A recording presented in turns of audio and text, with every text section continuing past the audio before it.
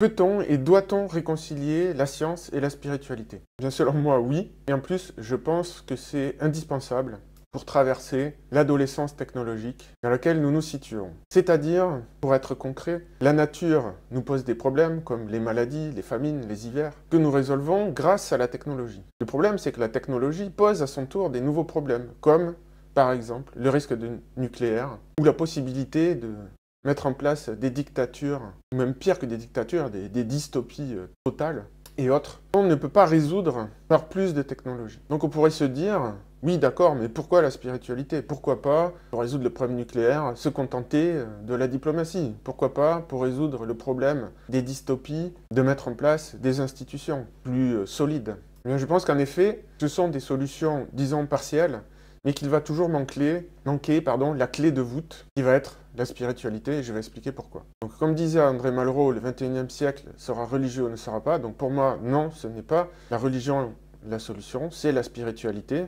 Je vais vous expliquer ça dans cette vidéo, évidemment, mais ça fait partie d'une série de vidéos, donc je vais aborder après d'autres problématiques qui sont liées, et notamment parce que c'est un aspect important, la question de la santé. C'est peut-être le meilleur endroit où on peut toucher du doigt pourquoi on a besoin de ces deux polarités, la science et la spiritualité. Donc aujourd'hui, je me concentre uniquement sur la question de fond. Pourquoi il y a scission entre ces deux domaines? Quels sont leurs points communs aussi? Qu'est-ce qui les rapproche? Et pourquoi il faut les rapprocher? Et dans d'autres vidéos à venir, on verra des cas plus concrets pour voir plus dans la pratique et moins dans la théorie.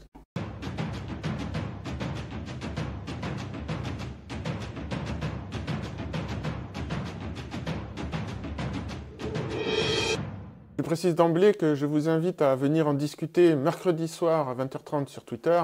Je mettrai les liens en description, et jeudi soir à 20h30 sur Telegram, si la question vous intéresse. Alors je vais commencer par parler un peu de spiritualité. Bon, la science, je pense que tout le monde connaît, il n'y a pas grand-chose à en dire de nouveau dessus. Tout le monde voit bien à quoi ça sert. Par contre, la spiritualité, je pense que pour certaines personnes, c'est assez évident, et pour d'autres, en fait, c'est un peu fumeux, voire c'est un peu pour les fumistes. Alors qui je suis pour vous parler de ça? Eh bien, je suis à la fois ingénieur et à la fois yogi, et ce ne sont pas deux domaines séparés dans ma vie, c'est-à-dire que j'ai une approche d'ingénieur du yoga et j'ai une approche de yogi de mon métier d'ingénieur. Je ne suis pas ingénieur à un moment et yogi à un autre moment. Donc c'est de ce point de vue que je vais parler. C'est ce que je développe d'ailleurs dans mon livre Yoga H24, où j'explique non pas comment pratiquer un yoga d'apparence ou un yoga de surface, mais comment devenir un yogi, c'est-à-dire à chaque moment de sa vie. C'est pour ça que j'aborde les sujets du quotidien, manger, bouger, dormir, travailler, surfer sur le web,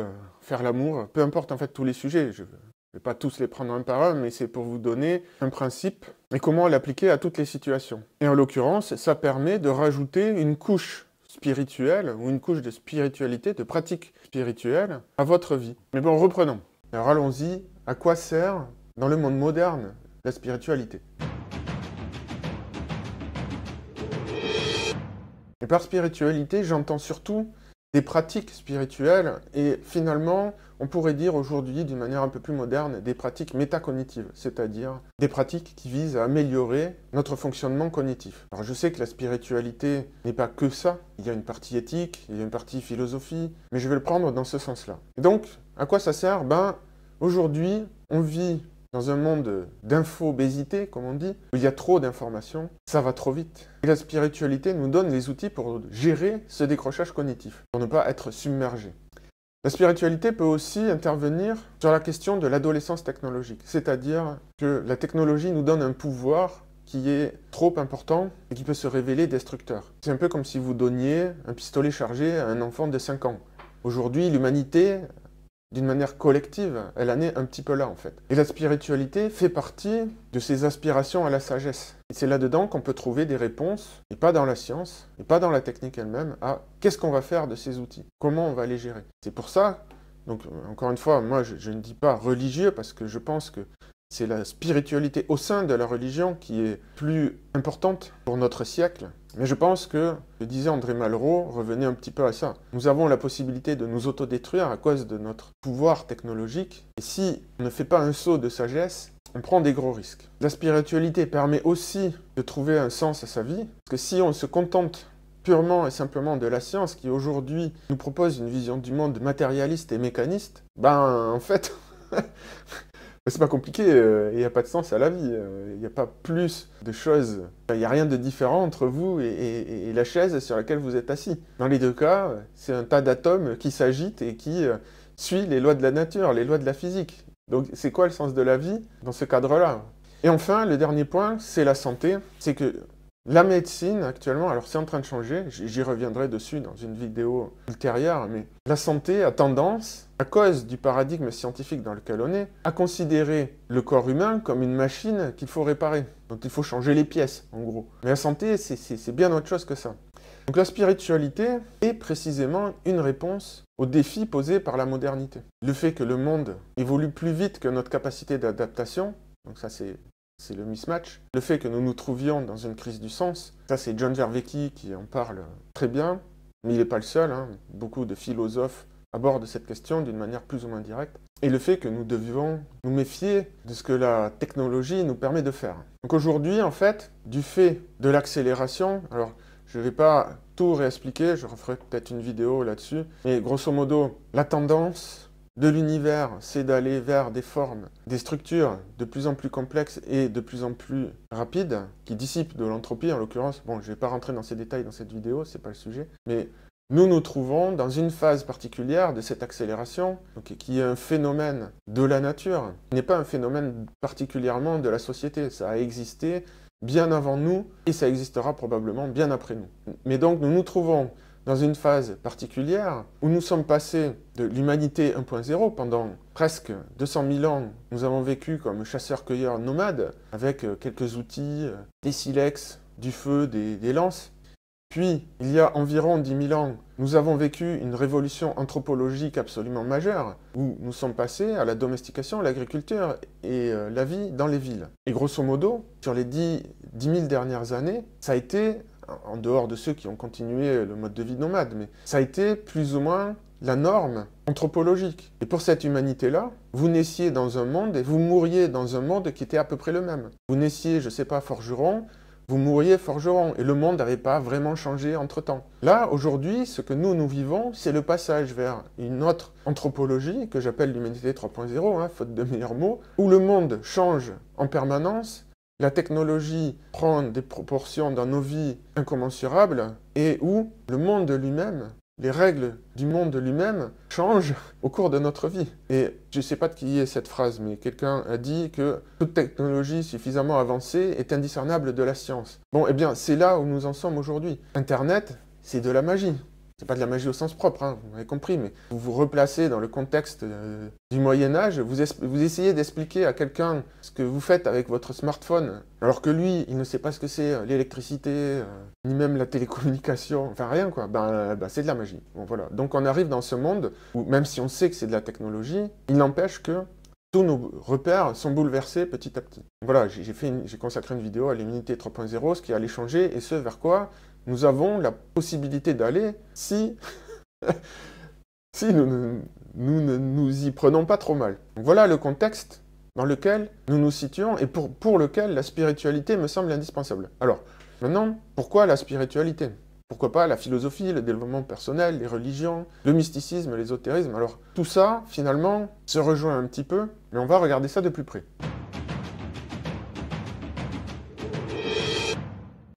Alors je précise que la taille des bulles ne veut rien dire et que je n'ai pas mis des ondes d'ombre comme ici, partout, alors qu'il y en a dans chaque bulle. Chaque bulle a la sienne, si vous voulez. Bon, là, c'est très simplifié, c'était pour pas surcharger. Alors, pourquoi pas, par exemple, le développement personnel? Bien justement parce que c'est purement personnel. Il manque le côté transcendant, le côté éthique, le côté essence de la vie. Si vous étiez dans un monde matérialiste, le développement personnel, ça ne suffit pas à vous donner un sens à la vie. Pourquoi pas la philosophie? Il y a plein de choses extraordinaires dans la philosophie, notamment sur le rapport à la technologie. Je pense à Heidegger, que je n'ai pas lu, mais qui est très célèbre pour ses travaux sur le fait que la technologie nous arraisonne. Eh bien pourquoi? Parce que aujourd'hui, en tout cas, ce n'était pas le cas dans la philosophie antique, mais aujourd'hui, la philosophie a oublié les outils de transformation personnelle. En gros, elle est partie dans des réflexions abstraites. Et elle a oublié cette partie-là. Alors c'est pas moi qui le dis, c'est John Vervaeke, qui est une référence incontournable pour moi, qui a fait toute une histoire de la philosophie. Je vous reconseille vivement dans sa série La crise du sens. Mais bon bref, pourquoi pas la culture?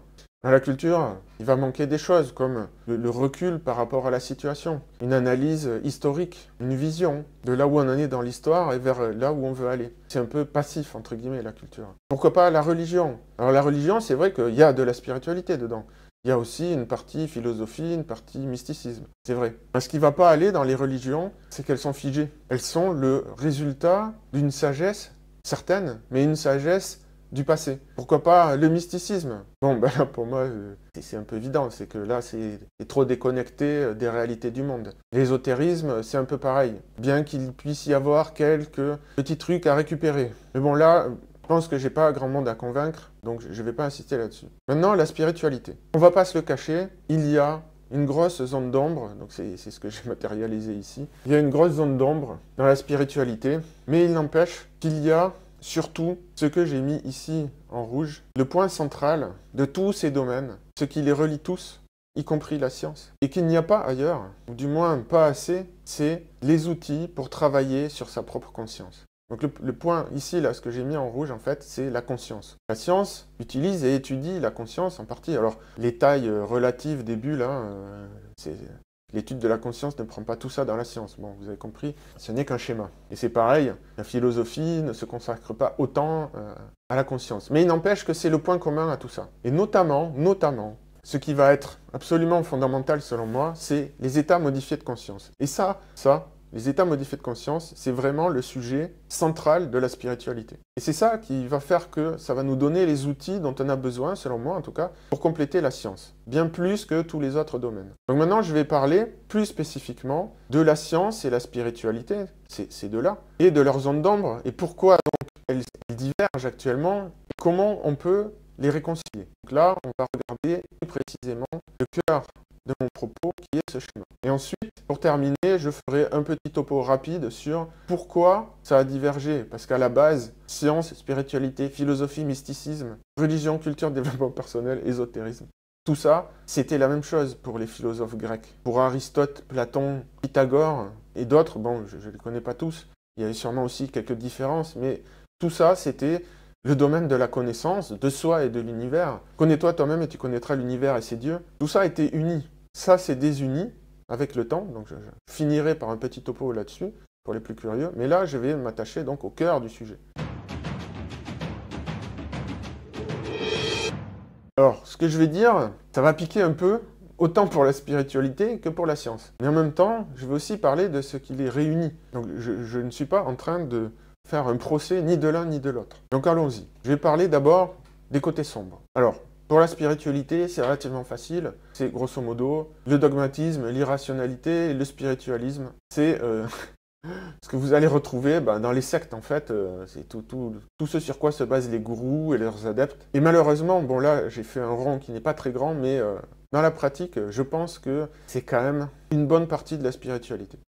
Il faut pas jeter le bébé avec l'eau du bain, selon moi, mais c'est un gros problème. Et c'est ce qui est reproché, je pense, à ceux qui sont extérieurs au domaine de la spiritualité, par ceux qui sont extérieurs à la spiritualité, c'est ce qui est reproché essentiellement à la spiritualité. On pourrait se dire, côté science, c'est mieux. On a la zététique, tout ça, ouais. Mais certes, donc ça nous donne la rigueur. Alors que dans la spiritualité, ce qui lui est plutôt spécifique, on va dire, c'est l'éthique. Le fait qu'il y ait des choses sacrées desquelles on peut dérouler des règles éthiques et morales. Des règles éthiques pour soi-même et morales pour la société éventuellement. Ce qu'il n'y a pas dans la science. La science ne peut pas dire ce qui est bien ou ce qui est mal. C'est pas son rôle. Son rôle, c'est de décrire ce qui est, pas de dire ce qu'on veut. Elle ne pourra jamais le dire. Mais par contre, la science, elle a la rigueur. Sauf, et ça les zététiciens n'en parle pas beaucoup, sauf qu'il y a des gros soucis dans la science actuellement. Encore une fois, c'est pas moi qui invente, c'est pas moi qui le dis, ce sont les scientifiques eux-mêmes. Sabine Ossenfelder, qui a une chaîne de vulgarisation sur la science, elle en parle assez régulièrement, j'aime bien les vidéos qu'elle fait dessus. Mais sinon, vous allez voir sur Wikipédia, crise de réplicabilité, bon, c'est un peu à mot feutré, mais c'est une très grave crise. Et même dans les domaines qui ne sont pas touchés, comme les sciences physiques, fondamentale, il y a un gros problème, un très gros problème. Je vais juste sortir 2 minutes de ma présentation, je vais vous montrer une page Wikipédia, vous allez comprendre. Voilà, donc si vous allez sur cette page, liste des problèmes non résolus de la physique. Bon, vous regardez, on vous met, bon, résolution des équations de Navier-Stokes. Bon, on va pas tout regarder, mais théorie du tout, réunifier la gravitation et la relativité générale. Alors ça, c'est un gros morceau. Bon, vous vous dites, bon, ok, il y a quelques trucs. Ouais, le multivers, on ne sait pas trop. Donc vous dites, c'est des trucs un peu à la marge ou des trucs d'ultra spécialistes. Vous dites, oui, bon, bah, c'est normal, on n'a pas encore tout résolu. Le problème, c'est que ça, c'est la page en français. Et vous regardez la page en anglais, regardez bien la taille de la page. Il y a une quantité de problèmes non résolus astronomiques, et notamment beaucoup dans l'astronomie. En fait, il y a des problèmes absolument partout. Et ce n'est pas juste pour cracher sur la science que je dis ça, c'est que ça fait partie du processus même de la science. Et ça fait partie du... Et ça explique, pardon, pourquoi on a besoin de la spiritualité, mais pas des religions. C'est parce que, en fait, la connaissance progresse, c'est vrai, mais notre ignorance progresse au moins d'autant. C'est-à-dire pour chaque connaissance, pour chaque question à laquelle on répond, ben en fait, on a 2 ou 3 questions de plus qui apparaissent. Et il n'y a pas vraiment d'indication que ça va changer dans un avenir prédictible. Donc en fait, il va toujours y avoir des grosses questions, des grosses parts de mystère, de plus en plus importantes quelque part. Plus, c'est un paradoxe, plus on sait de choses, plus on mesure en même temps notre ignorance. Et la gravité quantique, c'est un gros point d'interrogation qui remet en cause toute la conception mécaniste de la physique. Donc quelque part, on est obligé de conserver une spiritualité pour gérer en fait tout ça. Alors oui, on peut se dire, on peut avoir à minima se dire, bon ben en fait, on connaît très peu de choses et puis voilà, c'est tout. C'est l'approche un peu positiviste. On se contente de parler de ce qu'on connaît, mais ça va plus loin que ça parce que par exemple, sur la question de la mécanique quantique, ça pose d'importantes questions épistémiques de qu'est-ce qu'on connaît vraiment. Je ne vais pas rentrer dans ces détails-là, ça m'amènerait trop loin pour cette vidéo, mais vous avez compris, donc, il y a des gros soucis dans la science. Et la crise de la physique actuelle, la crise de l'astrophysique, mais aussi de la physique fondamentale, c'est une crise très importante. On dépense des milliards, des dizaines, peut-être des centaines de milliards pour trouver des réponses à ces questions. On a des chercheurs qui ont consacré leur vie depuis plusieurs dizaines d'années à essayer de résoudre ces questions sans qu'on ait avancé d'un pouce. Aujourd'hui, la théorie des cordes est considérée comme un échec. Et même si on trouvait la réponse, ça ne changerait rien à ces aspects-là. Et je reviens un instant parce que c'est aussi absolument fondamental, ce n'est pas quelque chose à la marge. La crise de reproductibilité ou de réplicabilité est une crise très importante en science qui touche, c'est pour ça que je le dis, en particulier la médecine. On va en reparler parce que c'est très important. Aujourd'hui, si on veut être en bonne santé, la science ne suffit pas. L'approche médicale, mécaniste ancienne ne suffit pas. C'est en train de changer, mais ça fait partie des domaines touchés par la crise de réplicabilité avec, alors ils ont mis psychologie, mais en vrai c'est psychologie, et en particulier la sociologie, où il y a des gros problèmes. Je ne sais pas si je ferai un jour une vidéo dessus, mais sinon je vous invite à vous renseigner, vous verrez par vous-même. Donc voilà pour les côtés noirs des 2 côtés, les côtés sombres plutôt, autant la science que la spiritualité. Donc chacune a sa spécificité, rigueur pour la science, éthique pour la spiritualité, chacun a sa zone d'ombre, mais elles ont aussi un point de divergence majeur aujourd'hui. Alors, c'est un peu simpliste la manière dont je l'exprime, certes, je ne suis pas un grand philosophe, mais je pense que c'est vraiment le cœur du sujet. La science estime que l'esprit n'a aucun pouvoir. En fait, le consensus qui se dégage plus ou moins aujourd'hui, autant du côté science que philosophie, c'est que la conscience ne sert à rien. C'est un spectateur passif. Il y en a même qui vont jusqu'à dire que c'est une illusion. La position est illusionniste en philosophie. Donc il n'y a aucun pouvoir de l'esprit. À l'inverse, la spiritualité postule, et dans certains cas ça va très loin, la prédominance de l'esprit sur la matière. Ça peut aller jusqu'à certaines positions spirituelle et qui postule que philosophiquement, métaphysiquement si vous voulez, pour être plus précis, en fait, le monde est une création de l'esprit. Alors pas de votre esprit à vous, bien entendu. On va dire l'esprit de Dieu ou l'esprit d'une entité qui nous dépasse. Et ce n'est pas une position farfelue. Elle est étayée par des réflexions et des observations. Mais sur cette question, il y a vraiment, en fait, divergence entre la science et la spiritualité. Là où ça converge, et là-dessus, pardon, je vais y revenir après, puisque c'est le point central, les états modifiés de conscience, je vais y revenir. Mais là où il y a convergence entre la vraie science et la vraie spiritualité, c'est que dans les 2 cas, il y a de l'émerveillement et dans les deux cas, il y a une quête de la vérité. Je pense que tous les scientifiques sincères et impliqués dans leur recherche et tous les spiritualistes, j'aime pas trop le mot, mais sincères, partagent ça. Il y a un émerveillement face à l'univers, à l'existence. Et dans les deux cas, une recherche de vérité, mais qu'est-ce que c'est que ce bordel, quoi?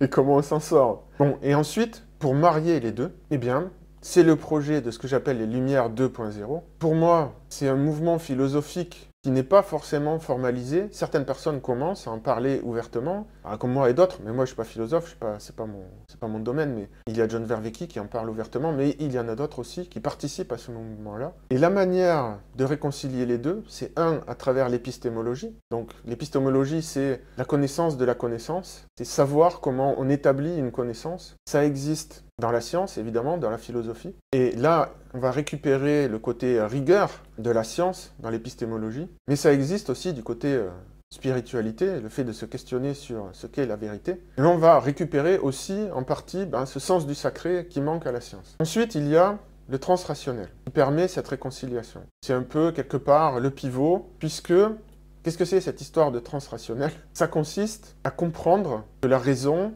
la logique si vous voulez, a des limites. J'en ai déjà parlé plusieurs fois sur cette chaîne, ça mériterait une vidéo complète, mais pour l'instant, retenez qu'il y a des problèmes qu'on ne peut pas résoudre par la raison. Ce n'est pas possible. Là-dedans, on va retrouver le théorème de Gödel, on va retrouver les antinomies de Kant, et si vous voulez, pour faire simple, la logique vous permet, à partir d'axiomes, de démontrer des choses avec des théorèmes et en utilisant les préceptes de la logique. Mais vous ne pouvez pas décider logiquement de vos axiomes. C'est pas possible. Et en plus, vous ne pouvez pas non plus décider du système logique que vous allez utiliser, parce qu'il y a plusieurs systèmes de logique. Enfin, et ça j'y reviendrai dans la partie médicale, un point de convergence entre la science et la spiritualité, c'est l'effet placebo. En fait, ça fait partie intégrante de la problématique de la crise de réplicabilité et de la problème en médecine. Donc aujourd'hui, c'est reconnu, c'est juste que c'est très mal expliqué, c'est pas encore vulgarisé par les scientifiques malheureusement. Mais donc je vais en toucher juste un mot très rapide. Donc l'effet placebo, les gens pensent que ça veut dire qu'il ne se passe rien. En gros, si c'est un effet placebo, ça veut dire que je ne guéris pas. Non, non, non. L'effet placebo est un procédé thérapeutique, n'ayant pas d'efficacité propre ou spécifique, mais agissant sur le patient par des mécanismes psychologiques ou physiologiques. Ça veut dire, je traduis, ça veut dire que c'est l'esprit qui guérit le corps. Et concrètement, qu'est-ce qui se passe? Si vous donnez un faux médicament à une personne, l'esprit croit qu'il est guéri et le corps guérit. Alors en partie, un petit peu. C'est pas total. Et quand on teste un médicament contre placebo, ça veut dire que le médicament doit faire mieux que le placebo. Alors il y a tout un tas de choses fascinantes dans cet article. Un jour, je vous en parlerai. Là, ça m'amènerait trop loin. Et ce qu'il faut retenir, c'est que la science reconnaît que l'esprit peut en partie guérir le corps. D'ailleurs, il peut faire aussi l'inverse, ça s'appelle l'effet nocebo. Cette histoire d'effet placebo, c'est vraiment central dans la réconciliation de la science et la spiritualité, et c'est aussi central dans la crise de santé que les sociétés modernes traversent. Enfin, le point de convergence entre science et spiritualité, c'est évidemment les états modifiés de conscience. C'est quelque chose que la science peut étudier, c'est quelque chose qui est central dans la spiritualité, c'est presque un peu le but, de parvenir à maîtriser ces états de conscience. Et en fait, toutes les pratiques spirituelles visent quelque part à influencer plus ou moins les états de conscience. Alors parfois, c'est des modifications absolument majeures, comme des personnes qui vont prendre des drogues pour s'ouvrir l'esprit. Parfois, ce sont des pratiques beaucoup plus subtiles, qui n'ont des effets qu'à long terme, ou même certaines fois des effets qui restent subtils, tout simplement, mais qui peuvent avoir des répercussions très importantes dans la vie. C'est pas parce que c'est subtil, en fait, que c'est inefficace ou dérisoire. Bien au contraire. La radioactivité, c'est un effet très subtil. Mais si vous le comprenez, si vous le maîtrisez, vous avez compris ce qu'on peut faire avec. La spiritualité, c'est exactement pareil. Donc tout ça, j'en parle dans Cantalia. Au passage, je fais ma pub dans mon bouquin, où justement, c'est précisément mon ambition dans ce livre, réconcilier science et spiritualité et de donner les outils pour, les concepts pour.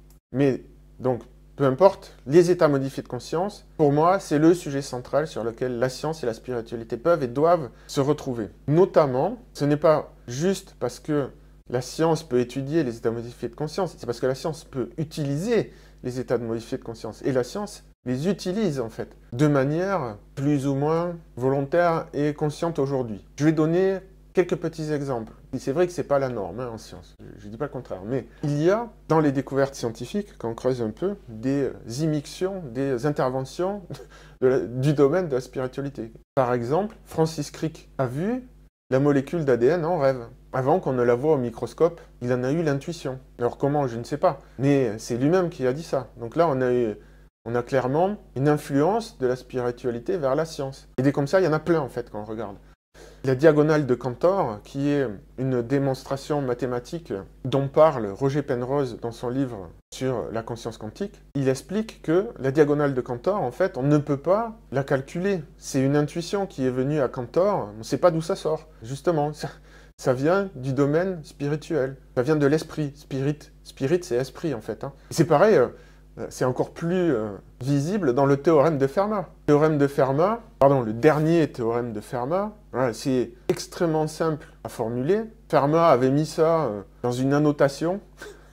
Et en fait, il a eu une intuition. On ne sait pas d'où elle sort. Et il nous a fallu, alors j'ai oublié quand est-ce qu'il a formulé une histoire, voilà, en 1621, donc il nous a fallu 4 siècles à peu près pour le démontrer, ce fichu théorème. Donc il a eu une intuition qui dépasse le cadre rationnel. Voilà, des cas comme ça, dans la science, il y en a plein. En fait, moi, ce que je prétends, c'est qu'il y a certains problèmes en science, peut-être la gravitation quantique, j'en sais rien, mais qui ne seront résolus, d'après moi, que grâce à des outils spirituels. C'est-à-dire que plutôt que d'essayer de calculer, de faire des maths et tout, à un moment donné, il va falloir méditer pour avoir une inspiration, pour avoir une intuition qui va débloquer le truc. Peut-être que je me trompe, peut-être que ce seront les IA qui vont calculer ça et que ça ne sera pas du tout fait par la spiritualité. Mais en tout cas, c'est mon hypothèse. Et en tout cas, ce que je dis, c'est que la science a tout intérêt à s'emparer des outils de la spiritualité pour progresser de son côté. Et notamment pour résoudre ces problèmes de crise de réplicabilité et de réductionnisme. Et donc toute la liste des problèmes que je vous ai montré tout à l'heure, qui existent en physique, mais qui existent aussi en maths. Donc là c'est pareil, hein, il y a une liste assez conséquente. Je vous la montre vite fait, hein, vous pourrez aller voir si ça vous amuse. Hein. Voilà, il y a de quoi faire. Hein. Et vous avez enfin la même chose, j'espère que je vais y arriver dans pas trop longtemps, avec les neurosciences. Bon, en statistique, en informatique, alors j'ai plus les neurosciences, bon bref, voilà. Alors là, il y en a moins quand même, bon bref. Vous avez compris, il y a de quoi faire. Maintenant, je vais terminer rapidement, je ne vais pas prendre trop de temps là-dessus, mais pour ceux qui sont curieux, par une petite histoire de cette divergence entre science et spiritualité.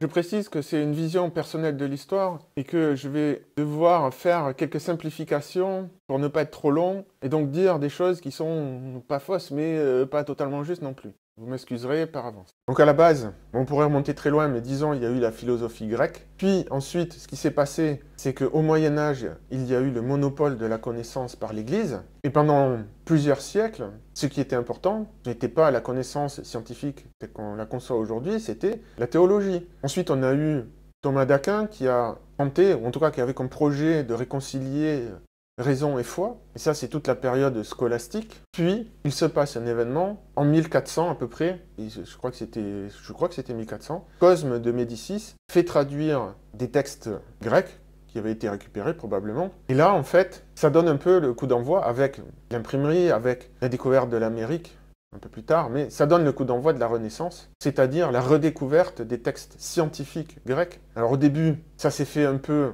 dans la douleur, parce que évidemment, l'Église ne voyait pas d'un bon œil, petit à petit, la contestation de son monopole sur la connaissance. C'est pour ça que on a eu le procès Galilée. Alors ça a été favorisé parce que l'Église était déjà affaiblie avec la réforme protestante, et ce schisme-là, ça a été aussi favorisé grâce à l'imprimerie qui a permis la diffusion des connaissances. Sinon, tout ça n'aurait pas été possible après. Mais bon, grosso modo, on va dire que la scission est actée avec le procès de Galilée, et après, ça ne fait que s'amplifier. La scission entre la religion et la science, petit à petit. Et donc, entre la spiritualité et la science. Ça démarre là, quelque part. Donc, on a les Lumières qui actent la séparation de l'Église et de l'État, c'est-à-dire on veut pouvoir réfléchir à nos institutions et faire de la science sans que l'Église ne s'en mêle. Et enfin, là c'est un autre tournant majeur, c'est l'origine des espèces, qui contredit le dogme chrétien, ouvertement. Non, il n'y a pas Adam et Ève, non, nous ne sommes pas autre chose que des animaux.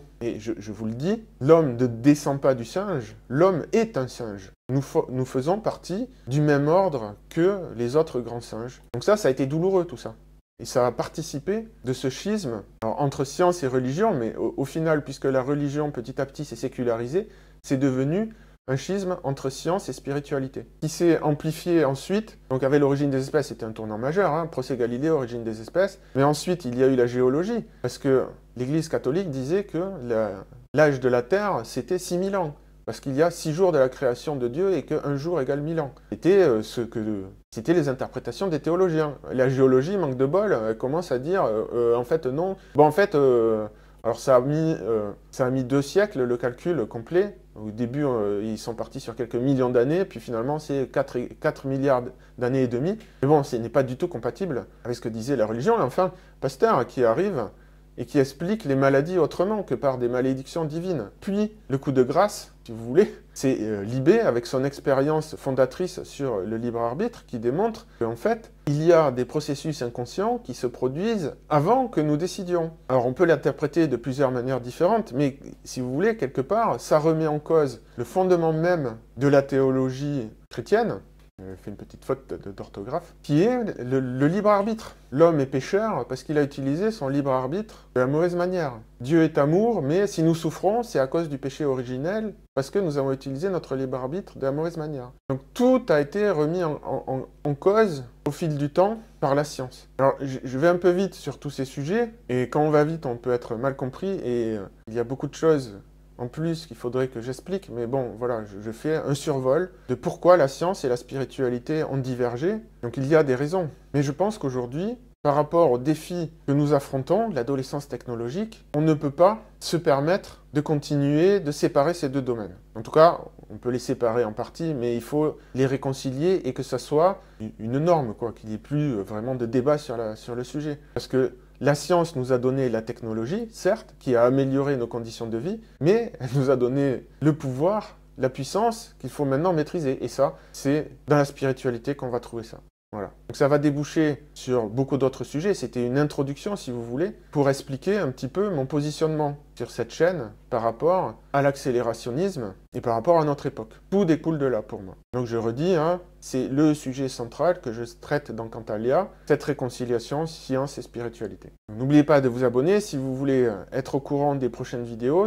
Notamment, je vais vous parler de l'assassinat de Brian Thompson, puisque ça remet en question le système de santé actuel, et aussi la proposition de réconciliation de la science et la spiritualité par Sam Harris, que pour le coup je vais critiquer. Si ce que j'ai expliqué là vous intéresse, eh bien n'hésitez pas à liker aussi, ça fait plus de visibilité à la chaîne.